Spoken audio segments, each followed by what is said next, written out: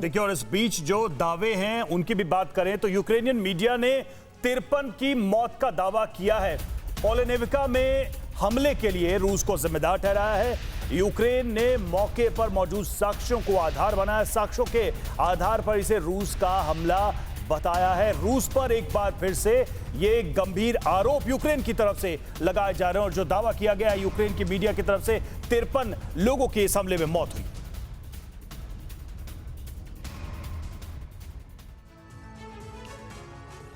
और आइए अब ये जानना भी बहुत जरूरी है कि आखिर यूक्रेन कैसे तर्कों के आधार पर इससे रूसी हमला साबित कर रहा है। युद्ध बंदियों की जो मौत हुई है, इससे आप समझिए युद्ध बंदियों पर रूसी हमला बताया जा रहा है यूक्रेन का तर्क क्या है ये आप समझिए।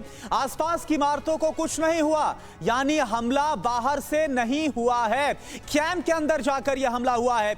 यूक्रेन बाहर से हमला कर सकता था, बस एक कॉल कर सकती है आपको कंगाल, खाली हो सकता है बैंक खाता। कैसे? देखिए मेरे साथ, जागते रहो सिर्फ मनी 9 पर। अभी डाउनलोड करें। अंदर से हमला सिर्फ और सिर्फ कौन कर सकता है? रूस कर सकता है इस बात का दावा, क्योंकि रूस के कब्जे में इस वक्त डिटेंशन कैंप है।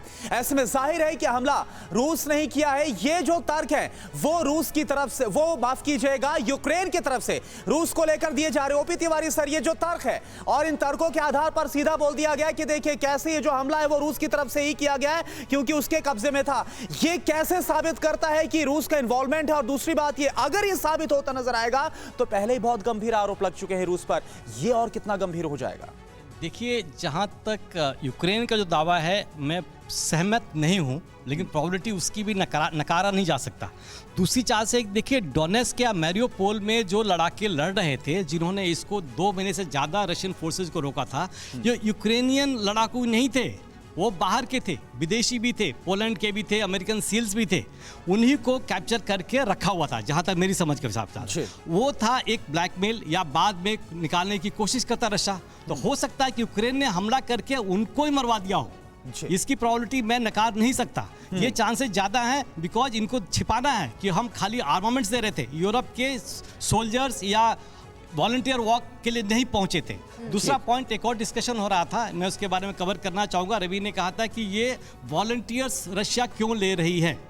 देखिए, जहाँ पर भी लोकल इतिहास गवाह है, जहाँ पर भी लोकल पॉपुलेशन का सपोर्ट नहीं रहा है, किसी भी बाहरी फौज को आगे कैप्चर करना, आगे बढ़ाना बहुत ही मुश्किल काम होती है। जहाँ तक उन्होंने कब्जा तो कर लिया है, बट लोकल इन्फ्लुएंस करने के लिए उनको वॉलंटियर्स को रखने पड़ेंगे। वॉलंटियर्स आगे लड़ने नहीं जाएंगे, बट वो इंटरनल सिक्योरिटी और आप इसे रणनीति का हिस्सा मानते हैं। इस बीच एक और ब्रेकिंग न्यूज है। डिटेंशन कैंप पर हमले को लेकर बोले हैं ज़ेलेंस्की, यूक्रेन के प्रेसिडेंट। ये जानबूझकर किया गया वॉर क्राइम है, ये यूक्रेन के युद्धबंदियों का सामूहिक नरसंहार है। ज़ेलेंस्की ने कहा है, हम इन सारी हत्याओं और टॉर्चर का बदला लेंगे। यूक्रेन के प्रेसिडेंट ज़ेलेंस्की का ये आरोप है। और एक बार फिर से राठौर साहब, देखिए नरसंहार तक के आरोप लगाए जा रहे हैं। बूचा की वो तस्वीर हम सबको याद है, जिसको लेकर के रूस को घेरा गया था और कहा गया था जिनोसाइड यहां पर रूस ने मचाया है। एक बार फिर से यूक्रेन के प्रेसिडेंट ज़ेलेंस्की नरसंहार को लेकर के कह रहे हैं कि जिस तरीके से डिटेंशन कैंप पर हमला हो रहा है वो नरसंहार से कम नहीं है। रूस को अपने आप को डिफेंड करना पड़ेगा।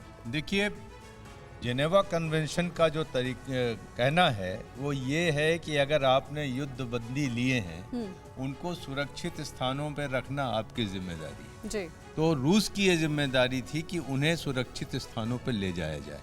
वॉर जोन में उन्हें रखना ही अपने आप में गलत था। अगर ये 53 लोगों की मौतें हुई हैं, आज भी यूक्रेन इंटरनेशनल रेड क्रॉस के जरिए इन बॉडीज़ को ले सकता है और इनकी फोरेंसिक और इनका पोस्टमार्टम करके आगे की बात की जा सकती है। लेकिन इससे तो इनकार नहीं किया जा सकता ना कि डिटेंशन कैंप पर अगर हमला हुआ है, युद्धबंदियों की मौत हुई है, तो रूस ने किया होगा। युद्ध तो रूस ही लड़ रहा है यूक्रेन के साथ। डिटेंशन कैंप पर यूक्रेन के भी फायर आ सकते हैं, जैसा कि वो कह रहे हैं। इसके कोई साक्ष्य नहीं है जब तक कि दोनों पक्ष फोरेंसिक जांच के लिए तैयार न हो, क्योंकि इन सब चीज़ का रिकॉर्ड, ट्रेजेक्ट्री का रिकॉर्ड भी रखने की टेक्नोलॉजी आज है हमारे पास। बैटल फील्ड में किधर से कौन सा रॉकेट या कौन सा प्रोजेक्टाइल आया जिसने इस चीज़ को नुकसान पहुंचाया, ये सब चीजें पता की जाती। क्या श्याम सर ये पता लगा पाना आसान है कि आखिर ये हमला किसने किया? क्या यूक्रेन ने ही डिटेंशन कैंप पर हमला किया, गलती से ये हमला हुआ? ये देखिए, ये बहुत ही मुश्किल काम है।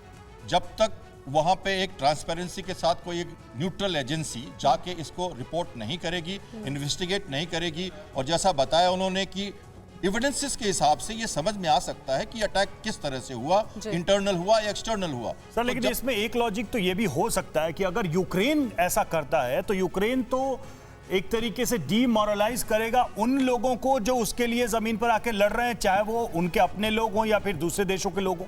देखिए, एसेंशियल वेस्टेजेस को लेके कोई भी नेशन वॉर में चलता है।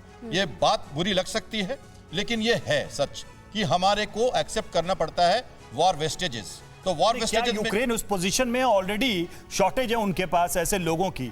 अगर साइकोलॉजिकली लोगों ने हाथ पीछे खींचने शुरू कर दिए तो दिक्कत आ जाएगी फिर तो। देखिए, सिर्फ चूंकि क्लियर नहीं है कि किसने मारा, इसलिए वो इस मामले में एक सेफ सिचुएशन में है। और मैं ये कहना चाहूंगा कि किसी भी वॉर में अगर इस तरह की घटनाएं होती हैं, मैंने अभी कहा कि रशिया डिले करना चाहता है वॉर को। यूक्रेन के पास एक ही हथियार है कि कोलेटरल डैमेजेस हो रहे हैं और वॉर बंद हो जाए। चलिए, तो वो हथियार अपना रहा है। और इस बीच देखिए एक और खबर आ रही है। वेनेसिया में भिड़े यूक्रेन और रूस समर्थक प्रीस्ट। रूसी चर्च के प्रीस्ट का यूक्रेन के प्रीस्ट पर क्रॉस से हमलावर प्रीस्ट बताया जा रहा है पुतिन का समर्थक। यूक्रेनी प्रीस्ट ने दूसरे पर रूसी सेना के समर्थन का आरोप लगाया है। तो चर्च के अंदर भी ये झगड़े, जरा तस्वीरें आप देखिए।